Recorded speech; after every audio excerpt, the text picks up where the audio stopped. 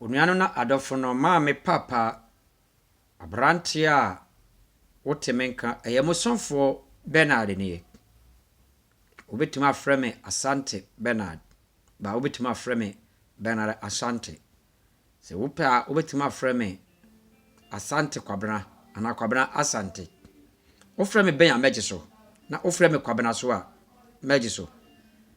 ofrɛ me asante a megiso musonfo Benard dabia ɔkyerɛ na kyerɛ kwane na ɔma hunu sɛnea ɔteɛ na ɔma hunu nipa ɔyɛ wota hunu me bia wo twam wo Facebook a wo be hu me video ba wonfa wo nsa nka efse ubum sɛ nipa hunu bi wo be kwakoto me YouTube ba YouTube wo no fa me nsa nka me video so wo be hunu me no me nsa emfata efse me share suit emmo tie na memfa kola enso me kono enti uburum se eye normal person Benard ma me papa na abrante se wo pe nkwagye na wo pese wabrabo so etim si wiye dia na wabrabo wo bo no ayedena ma no wo pe no betima kire kwande a enka wudu YouTube a enka fa wo nsaka Benard ne video no so na hwade ana wo koto no wo Facebook no ana Instagram no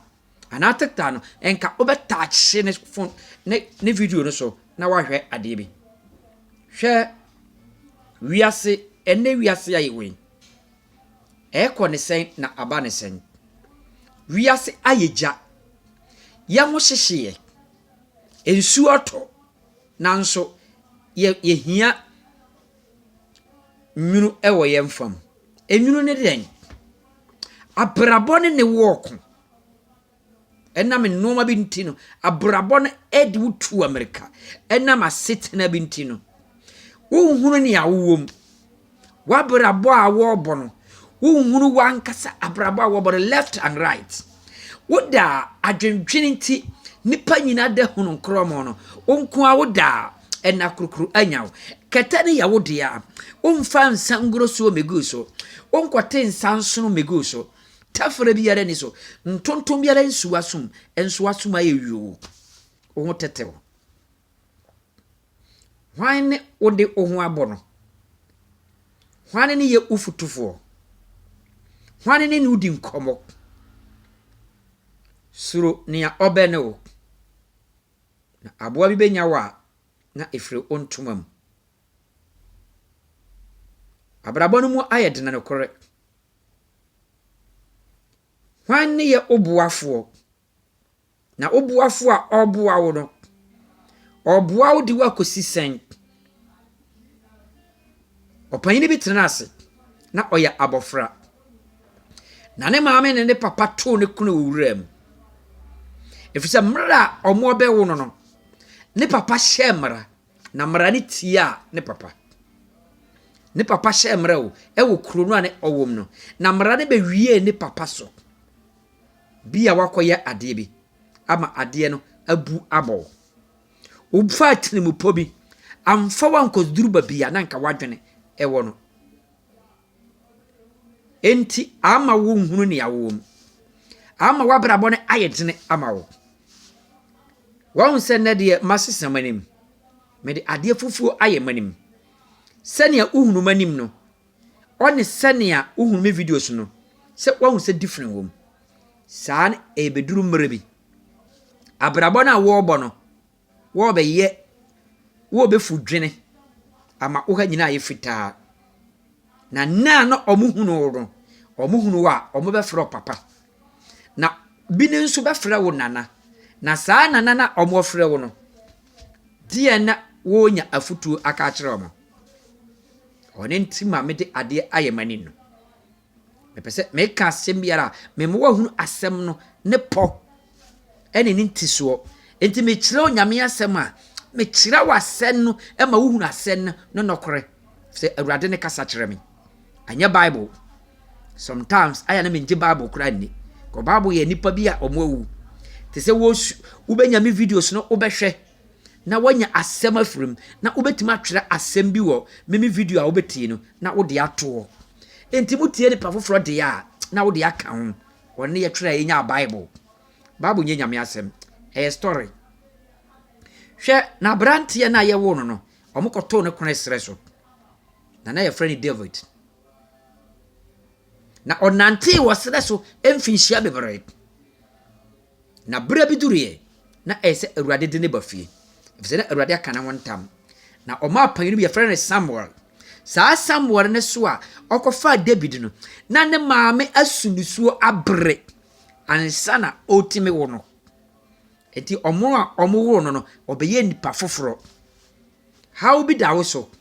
how no ebe wi o papa ba wo de waya ma how na be ye obone hwe ade ya meni wo sua no se ubetimu a fa wo pen na fa pipa na twere nse ne bi wom na fa guo na dache wo de abo obra was part 1 ni enti ba wo se benya part 2 hwe na emra Samuel okofa David abano na yewo Israel for hini be friend Saul na Awurade Nyankopon ne hwe Israel for so that time na Awurade ne kasa kire Israel for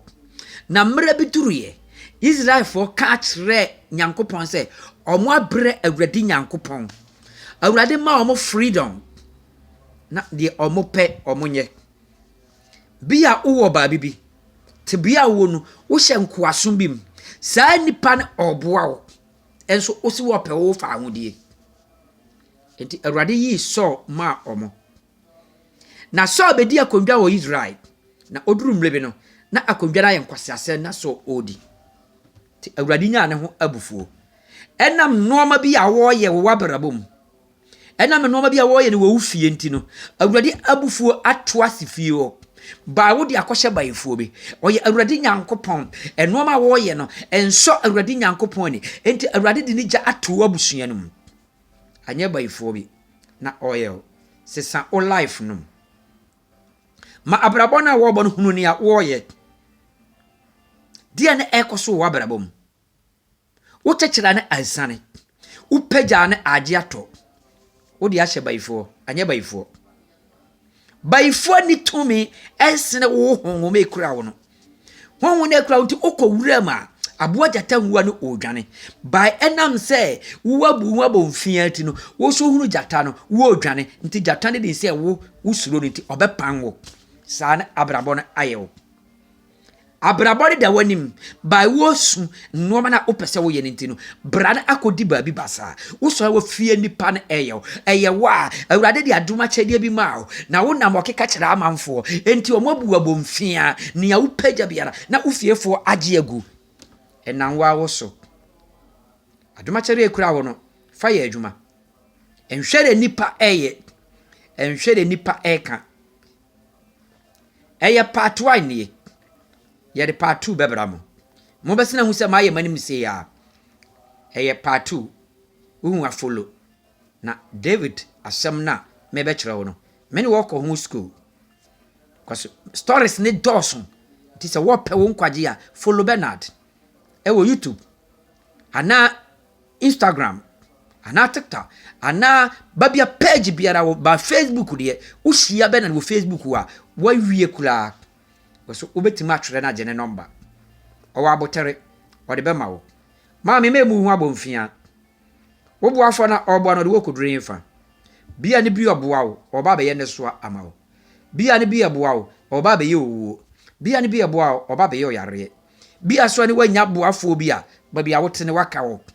bia na obi amwa wa wontimi mpagya wo abrabom bia na se bi anso wo nsa wontimi ntware ewo amananem tie me na memo wa hunu wa barabo no ba bia obebo afa ewo Yesu Kristo din mo musomfo Benard ni follow me ewo YouTube follow me ewo Facebook ewo page ni nyina wo follow Benard ya nkwaje beba ofie wa wo pese wo di sofo men ha wo nko school na uko school Awurade onfrel nti Awurade ninwo nko school Bible Nyankopon nye school kro na suafo from bia nko school ne oko school kro mane sambe ye abofra dimachi na mem wa hunu asofodie mu papa obate ne bia efrisoro anopo be kasa kyerɛw awi obekasa kyerɛw Awurade nka ho e wo bra oteme nkan Awurade ma wo fie wanye nsura adom enkasa kyerɛw adom amen.